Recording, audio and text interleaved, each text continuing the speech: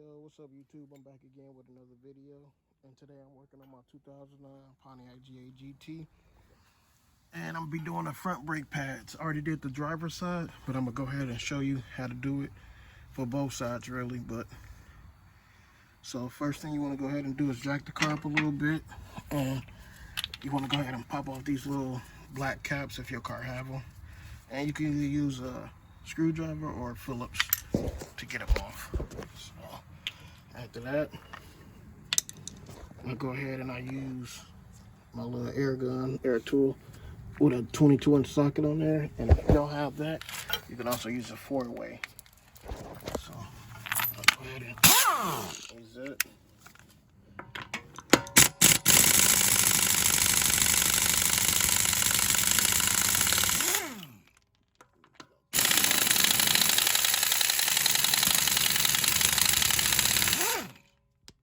Yep, and once I get those off, I'll cut you back on.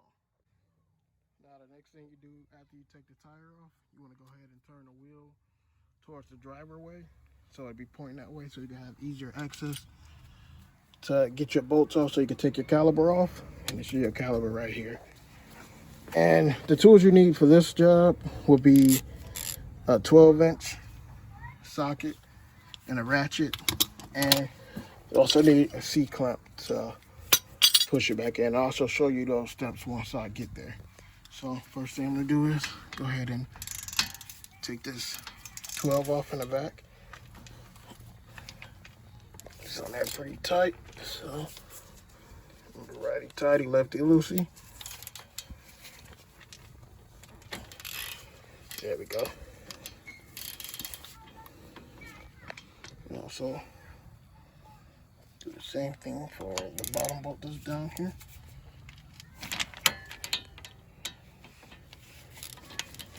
All right. Once I have these two bolts off and the caliper off, I'll turn you guys back on. Now, after you remove the caliper, you could just put it right up here because you don't want it dangling or hanging down because you don't want to put any stress onto the brake hose. So, after that, I look at my brake pads, and you could just use a Phillips screwdriver or a flathead just to pry out your brake pads. That's what I'm doing right there.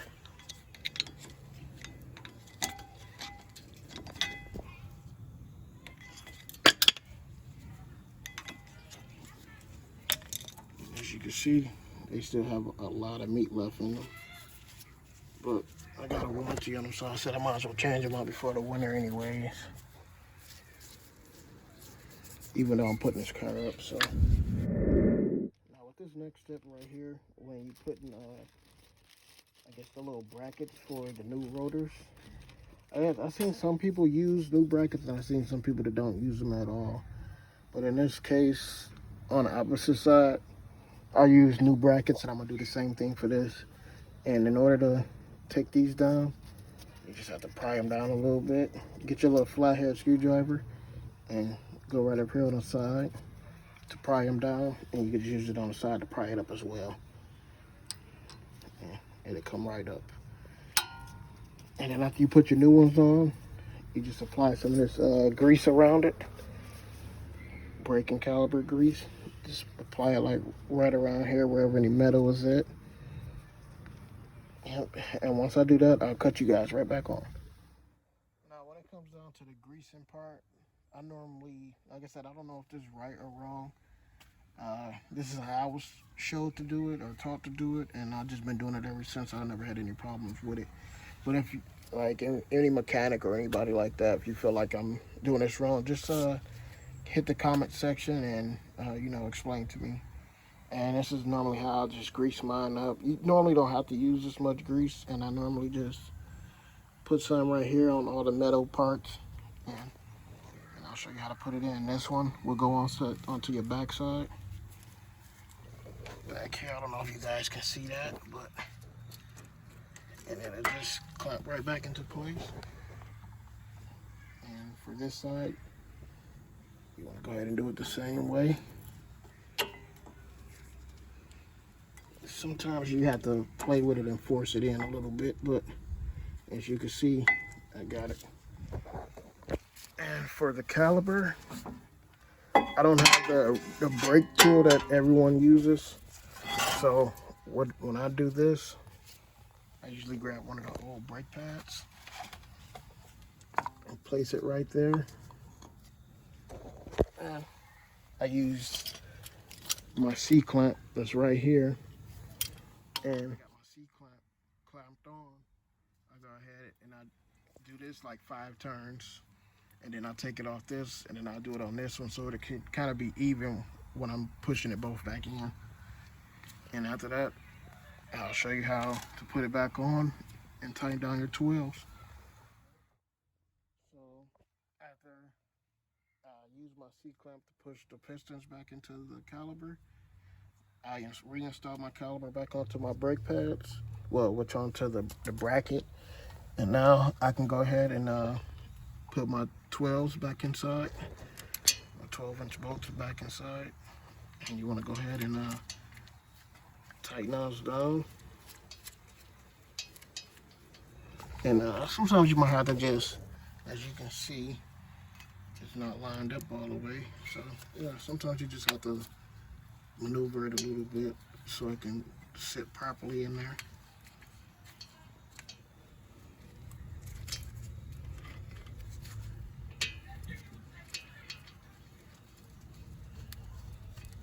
Okay.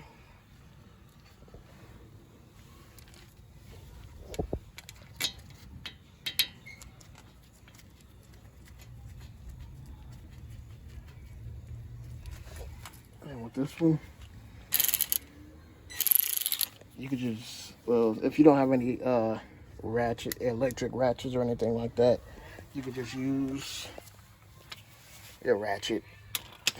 And I still want to use it, but then I go ahead and tighten it down.